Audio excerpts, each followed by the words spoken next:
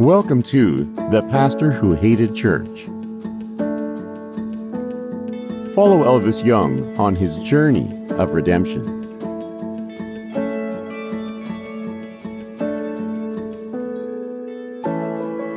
Chapter 6. Months passed, but the latent hostility remained. It's amazing what people can get used to, thought Elvis as he sat in his office. The alarm on Elvis's phone beeped. It alerted him that he had a weekly staff meeting with Archibald.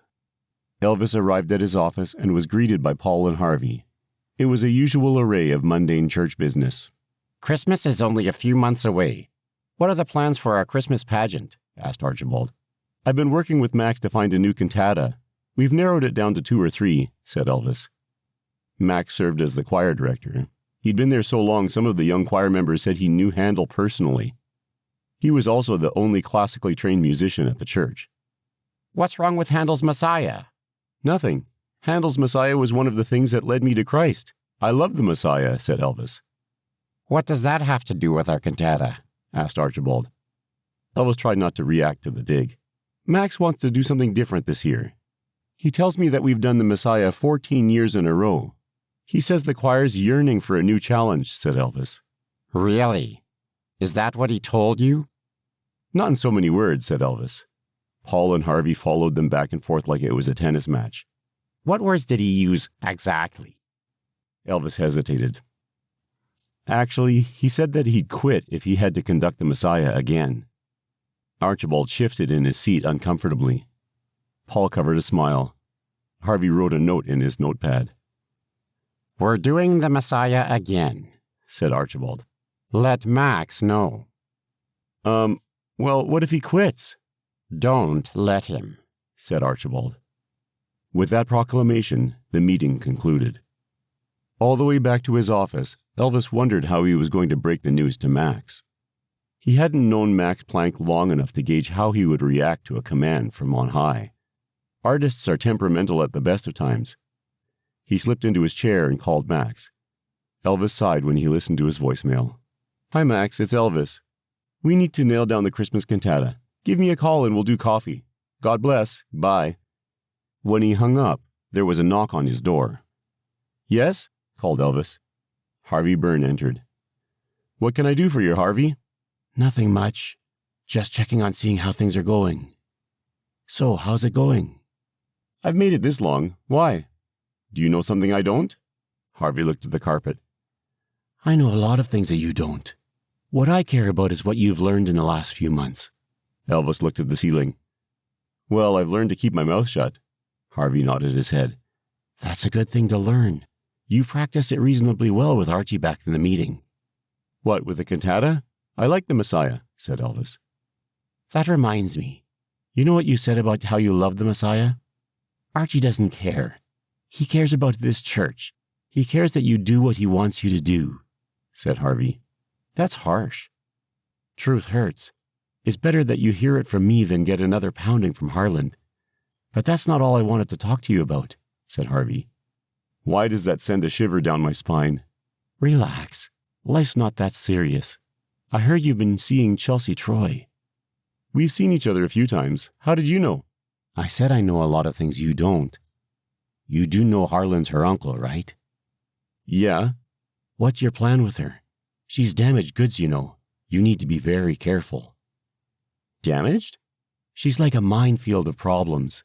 First, if you break her heart, you'll face the full wrath of not only Harland, but Martha. If you think Harland's a beast, you haven't seen anything. Right now, Martha likes you. You lose her, you might as well leave town, said Harvey. You said first. There's a second? Did you know Chelsea and Paul were an item? I did. Paul said she was too clingy. Something about being a pastor groupie and wanting to marry one. I think she cramped his style, so he dumped her, said Elvis. He wishes. She dumped him. He's been pining for her ever since. The way I figure it, if you get deeply involved with this girl, you make an enemy of Paul. If you break her heart, you'll face the wrath of the Finnegans. You don't need this headache, said Harvey. I had no idea, said Elvis. Well, now you do. What do you suggest I do? Isn't it obvious? You need to stay away from this girl. Miles away. The best case scenario, Paul and Chelsea get together and you're as far away as possible. In the worst case, you upset Paul, break Chelsea's heart, and make an enemy of Martha. Everyone hates you and they throw you out of the church. No one hires you. You get hit by a meteor and have to work in a fast food restaurant for the rest of your life. Elvis rubbed his face. It's a joke, said Harvey. I get it. Well, be careful. Thanks, said Elvis. Harvey opened the door to leave. Can I ask you something? Yeah, said Harvey. Why tell me this? You could sit back and let all this play out. You'd be in the front row for a great show, said Elvis. If I want theater, I'll go see a play. Just don't do anything stupid. The moment Harvey left, the phone rang. Elvis expected to hear Max on the other end of the line. It was Chelsea. Hi, Elvis, it's Chelsea. Have a minute? Hi, Chelsea. How are you? Good, said Chelsea. She sounded perky. I was thinking, are you free for dinner tonight? I'm free. Elvis thought about what Harvey had said. He thought about what Paul said. They were totally opposite. He thought about the good times they had together. It was the first time he ever attracted the attention of a truly beautiful woman. He liked it. He thought about praying about it, but there wasn't time. She was on the phone right now. Elvis didn't want to risk hearing a no from God. I'd like that. Do you have any place in mind? I might, she said coyly. This time I'll pick you up. How about 6:30? Okay. My evening's in your hands. That's what I want to hear. I'll see you tonight, said Chelsea. Bye, said Elvis. He felt like a teenager. Not a minute later, his phone rang again. This time it was Max. Elvis, you wanted to meet. I'm on the road. When and where? When are you available? Right now's good. Great. Morton's Coffee Pub? Say 30 minutes? I'll meet you there. Elvis packed up and left. He arrived at the Mortons to find Max waiting. Elvis went to the counter and ordered his coffee. How's Elvis this morning? Said the barista. Not bad, Rembrandt. How about you? Making coffee, keeping the world well caffeinated. Your coffee's a masterpiece, said Elvis. I do my best, laughed Rembrandt. Elvis sat down with Max. You spoke with Archibald, said Max. Yes, I told him we were looking at Christmas cantatas. Max cringed as though he already knew what Elvis was going to say next. He wants Handel's Messiah. Max struck the table. No! The entire restaurant stopped and stared. I don't know what to say, said Elvis, as he looked around with an embarrassed expression. You can tell him to direct the cantata himself. Max, please, we can make this work. 1 more year. No. 14 years and it's the same thing. If I tell the choir it's Handel again, half the choir will quit. We're tired of the Messiah. We sing it in our sleep. No, I will not make them sing it again. Talk to him. Make him see it our way. Make him understand, said Max.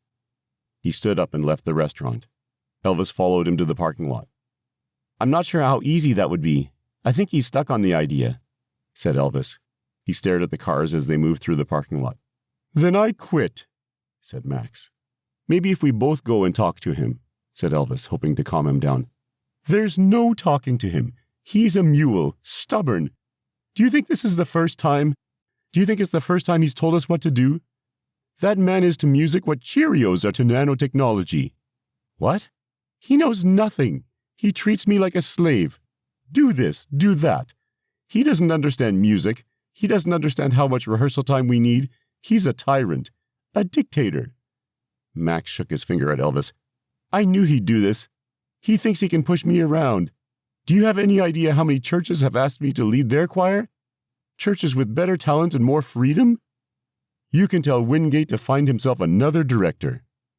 Actually, that's technically my job, said Elvis. Then good luck to you too. When I tell the music community how terrible it is here, you won't find a church mouse to lead your choir. I feel sorry for you. I really do. But I'm not putting up with this anymore. Elvis sighed. I'm sorry too. He reminded himself to update his resume. Elvis watched as Max got into his car and left. He thought about how Archibald would react. He sipped his coffee. Archibald didn't have to find out today.